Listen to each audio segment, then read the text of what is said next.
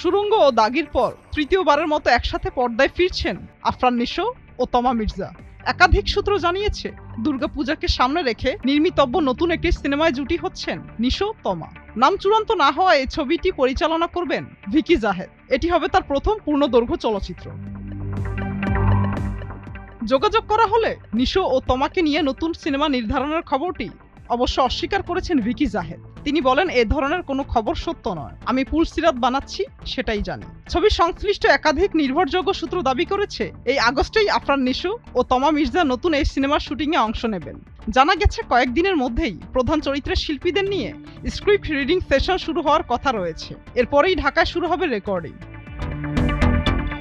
আনুষ্ঠানিক ঘোষণা না এলেও প্রযোজনা সংশ্লিষ্ট ব্যক্তিদের প্রস্তুতি অনেকটাই এগিয়ে গেছে।